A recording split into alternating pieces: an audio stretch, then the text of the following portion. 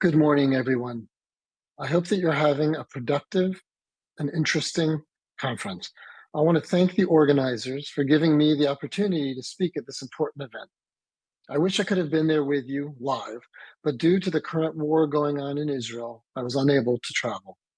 My name is Dov Sugarman, and I have been involved in age tech and aging services for over 20 years, both in the US and in Israel. I am currently a co-founder of an age tech startup called Avia Home and vice president of business development and strategy at EcoCare, which has developed a passive, non-wearable monitoring solution for detecting emergencies such as falls and respiratory distress, as well as identifying changes in behavior that can indicate physical deterioration and increased risk for falls. We are actively selling the EcoCare solution to senior care and living operators in Europe, the US, Japan, and Australia. Prior to this, I founded and co-managed an early-stage investment fund that invests exclusively in Israeli age tech startups called Mediterranean Towers Ventures. It is part of one of Israel's largest retirement community operators. During my 2 years there, we met with hundreds of startups, organized annual pitch competitions and age tech conferences, and spoke at events around the world. We made 3 investments in companies that are still in business and have gone on to raise additional funds at higher valuations. I have been involved with multiple startups, both as a consultant, advisor, and co-founder, and was a mentor at the Techstars Future of Longevity Accelerator. In today's presentation, I'm going to talk about fundraising, including alternatives to the traditional VC route. And I will present a couple of case studies of age tech startups that have succeeded in reaching scale. So let's start with the good news. According to data from the European community, the population of the elderly in the EU 27 countries will increase from 90.5 million at the beginning of 2019 to 129.8 million by 2050. Similarly, in the US, the number of Americans aged 65 and older will more than double over the next 40 years, reaching 80 million in 2040. Faced with these numbers, it's inevitable that investors will find opportunities in aging. When there are big problems to be solved for big populations, there are usually profits to be made. There are more and more dedicated VC funds in age tech. Some examples include Age Tech Capital, Primetime Ventures, Generator Ventures, Ziegler Linkage Funds, and Third Act Ventures. Almost all major VC funds have made at least one investment in age tech over the past couple of years. It seems that maybe the ageism that blinded them to the opportunities in the space have been overcome by the sheer size of the opportunity. Unfortunately, not everything is so optimistic. The times have changed and there's no going back. Changes in capital markets have created a radically different fundraising environment for startup founders and investors, and there won't be a speedy return to the previous interest rates or venture climate. With the era of cheap money over, VCs are struggling to raise new funds, and there is little scope left to turn a pretty good software company into a $1 billion valued unicorn simply through a series of ever-increasing funding rounds. Venture capital investing has changed significantly in the last 12 months. The most notable changes is the decline in overall investment activity. In 2023, global VC investments are down by over 50% compared to 2022. This is due to a number of factors, including rising interest rates, inflation, and the ongoing war in Ukraine. Another major change in VC investing is the shift in focus from late stage to early stage startups. For those of you in the room who are early stage, this is good news.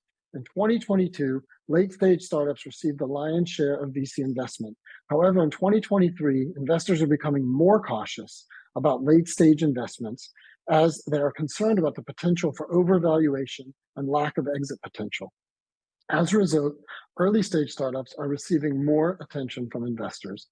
VC investors are also becoming more selective in the startups they invest in. In 2022, investors were willing to invest in startups with relatively unproven business models.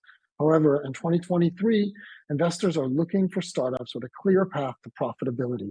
Speed and agility no longer supersede the need for commercial durability and outcomes data. VC investors are now more cautious about making new investments, and they are taking more time to due diligence potential investments. According to data from PitchBook, the median valuation of startups in the US has dropped by 23% from Q1 2023 to Q3 2023. This is a significant decline, but it is important to note that valuations vary widely depending on the industry, stage of growth, and other factors. For example, late-stage startups have seen the biggest drop in valuations, with median valuations falling by 77% year on year. Early-stage startups have fared better, with valuations down only 23%. The decline in valuations is a reflection of the broader economic downturn. Investors are becoming more cautious and are demanding higher returns on their investment. This is making it more difficult for startups to raise money at high valuations. I'd like to now focus on some of the significant trends that are creating opportunities for entrepreneurs in age tech. The list on the slide are areas of concern and focus for today's seniors. A lot of this comes from the fact that today's seniors are different from previous generations in a number of significant ways, including their focus on consumerism. Seniors expect to be delighted by services. Think want versus need. They are a growing and affluent demographic with a lot of disposable income, so they have high expectations for the products and services they consume. According to a recent study by Accenture, 75% of seniors say that they are willing to pay more for services that exceed their expectations, and they are more likely to be loyal to brands that provide them with a great customer experience. There's a lot of reasons why they expect a lot from products and services they use. First, they have more time and resources than previous generations. They're also more educated and have more experience with customer service. And they are more likely to be open to trying new things than previous generations of older adults. Additionally, today's seniors are healthier and living longer than previous generations. This is due to a number of factors, including advances in medicine, better nutrition, and increased physical activity. Today's seniors are more likely to use technology than previous generations. According to the Pew Research Center, 73% of Americans aged 65 and over now regularly use the internet, and 46% use social media. This is a significant increase from just a few years ago. Today's seniors do not want to be stigmatized and embarrassed by products and services they consume. Universal design principles should be employed whenever possible in designing your products and services. Obviously, it's hard to compile a definitive list of what matters most to a whole big group of people. But what you see up on the slide is pretty universal in importance. Let me start by saying that it's not enough to tell a story about your grandmother and how much you love her and that you are doing this startup for her. Truly, almost every founder who I have heard pitch starts with that. In fact, we used to keep track of how many did and have a good laugh about it. And while I'm sure that all of those grandmothers are or were wonderful people and certainly deserve dedication and appropriate solutions to make their aging more comfortable, safe, and healthy, I think we can all acknowledge that it is not enough to convince an investor to part with their money. But to build a strong rapport with potential investors, it is important to go beyond the business aspects of your startup and showcase your team's values, character, and vision. Creating a compelling narrative that highlights your startup's history and future growth plans can help you establish a personal connection with investors. If you or your team haven't done a startup before and specifically had an exit, and don't have a domain expertise in the area of your startup, you will need to work extra hard to prove that you really understand the market. What data have you collected? How did you collect it? What assumptions have you proven? Which advisors have you managed to get on board? I know several age tech entrepreneurs who have gone and lived in a senior living community for a month or more in order to test and refine their assumptions and their solution. In my opinion, demonstrating that you understand the market is one of the most important things you can do. Avoid at all costs the situation where the VC knows or can quickly find direct competitors that you don't know about. Really investigate your competitors and identify why you are better and will succeed where they haven't, or why you can take business away from them. My partner and I would literally search for competitors during their pitch and present them, voila, just as the founder was telling us that they are the first with this idea and that there are no real competitors. Especially in the current funding environment, there's probably nothing more important than traction. Investors are looking to see some sort of stage-appropriate proof of product market fit.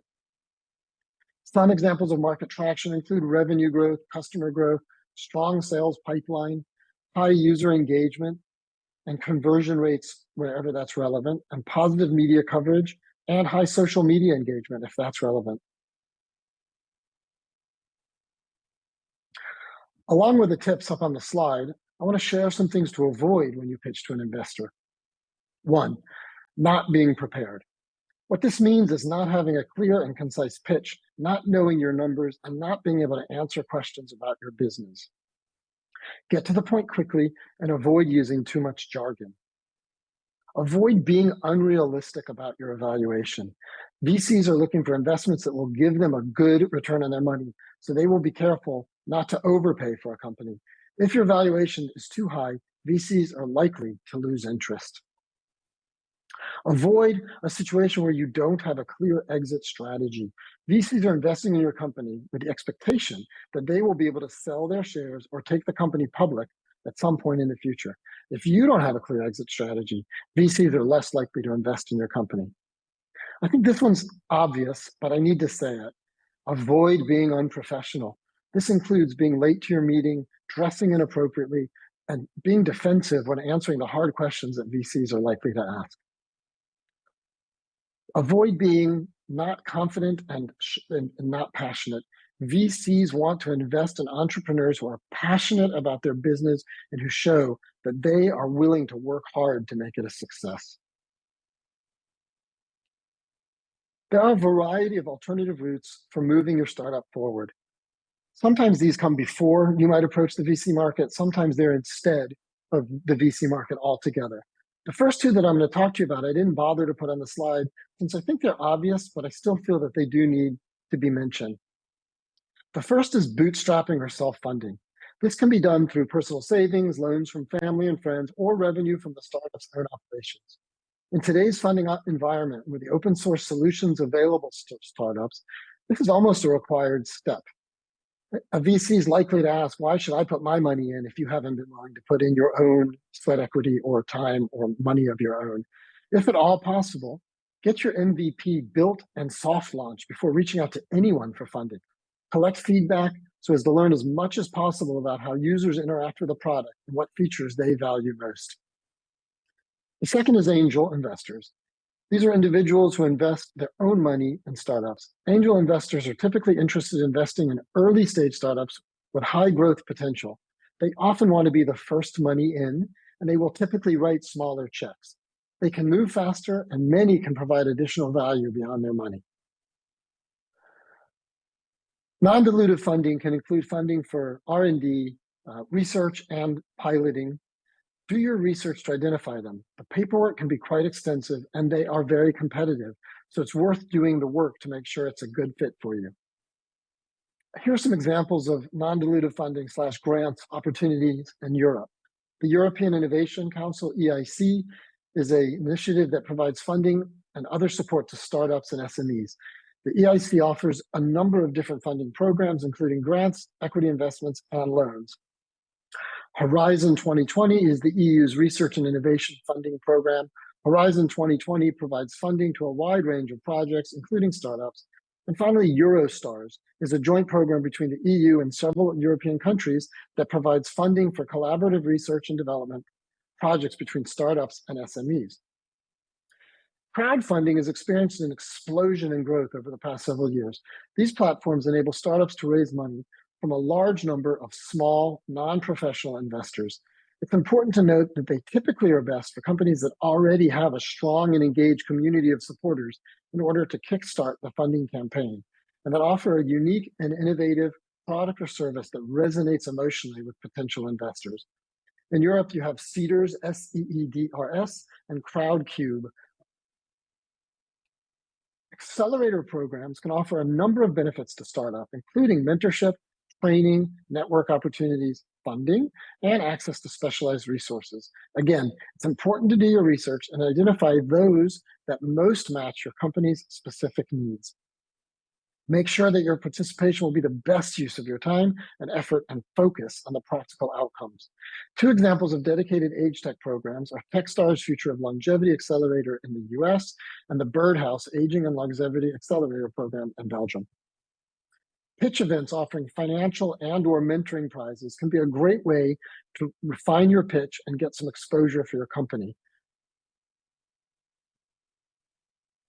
They can be a great way to get your startup in front of and get feedback from potential investors, customers, and partners. This can help you to raise awareness of your startup and to generate interest in your product or service. Tangible prizes can range from cash to in-kind services, such as legal or accounting support. Impact investing is an investment approach that seeks to generate positive social or environmental impact alongside financial returns. It is a complex and evolving field, but impact investors are increasingly interested in age tech companies. This is because age tech companies are addressing a growing market and they are developing innovative solutions for real world problems. Additionally, many age tech companies are aligned with impact investor values, such as a commitment to improving the lives of older adults and their families. AENU is an impact venture capital fund in Europe that invests in early stage climate tech and social impact companies. Also, if you're interested in learning more about impact investing, the Global Impact Investing Network is a good place to start.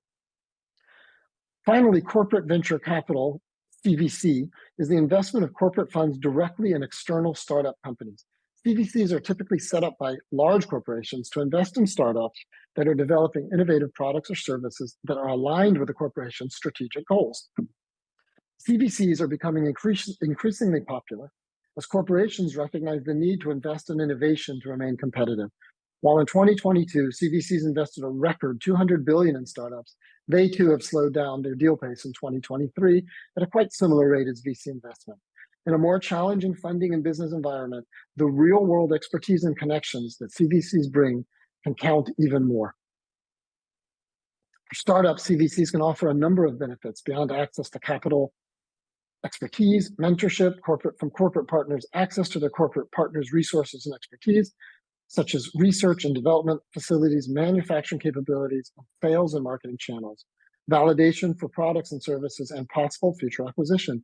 A couple of examples include Siemens Healthineers Ventures and Philips Health Technology Ventures, both in Europe, and United Health Group Ventures in the US.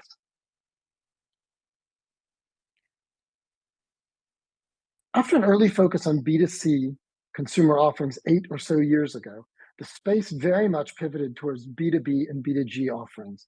While the aging in place market has huge potential, it has remained fragmented and difficult to penetrate with few compelling business models proven at scale. This does appear to be shifting as more and more care moves to home, which is bringing non-traditional players such as hospitals and physician groups into the space, along with the billing codes that drive their business. Additionally, traditional players in the space, such as home care providers, are expanding their reach to offer additional services. But for now, the companies reaching real scale are doing so by selling their services to senior care and housing operators, health insurance companies, and local, regional, and national government agencies. Interestingly, since the end user frequently remains older adults, these companies may be able to pivot to B2C down the road once they have stabilized their offering and built organizational capacity. So now I want to present you with a couple of really interesting age tech companies that, as you can see from the numbers, have begun to reach real scale. I think these can be inspiring for early stage startups, and there's a lot to learn from their success. Along the way, they clearly had failure as well, but they've managed to overcome that and get to the point where they are now. Sarah is a digital-first healthcare at-home company delivering care, nursing, telehealth, and repeat prescription services in people's homes via technology. Sarah helps elderly patients and their carers manage at-home healthcare. Patients and carers can track symptoms and schedule appointments using their app, and care providers can hire nurses via the largely automated recruiting platform. Their near-term goal is to free up NHS beds and boost the UK's care capacity by the equivalent of over 50 hospitals with care delivered at home. Sarah grew through expansion into additional geographic markets as well as via acquisitions of existing home care companies. In 2019, they launched their app, which uses data analytics and machine learning technology to enable their professional carers and nurses to collect, monitor, and react to a range of vital health signs in clients in real time. This helps them to respond to changes in health conditions 30 times faster than traditional methods and reduces hospitalizations by 52%, keeping clients healthier in their homes for longer. Sarah's recently developed and launched AI that predicts people falling at home a week before it happens with 83% accuracy. The AI technology is not replacing any task currently delivered by a human, unlike many recent AI breakthroughs, and requires the in-person human interaction of a carer or nurse and their patient. They are currently rolling out false prediction AI across the UK. Sarah has won multiple awards throughout their history, and most recently, they won the Scale Up Team of the Year at the UK Business Angels Association Award. This round, and the one before it, were split between debt and equity. It's an unusual arrangement, but one which can be a great model for companies that are profitable and don't want to dilute their equity holdings as much as happens with a pure equity round. The second company I want us to take a look at is Papa in the US. Papa started in 2018 by providing personal assistance and socialization for adults over 60 through the help of their Papa Pals, their team of college students. This was a classic B2C gig economy marketplace model whereby seniors could access this help through a mobile app and choose two types of membership: basic, where they paid for the service they bought, or premium, where they paid a monthly fee for additional benefits. Papa's big idea was to bring non-traditional workers into the home care space who could provide non-personal care services. They called it Family on Demand, and it was basically a TaskRabbit for seniors.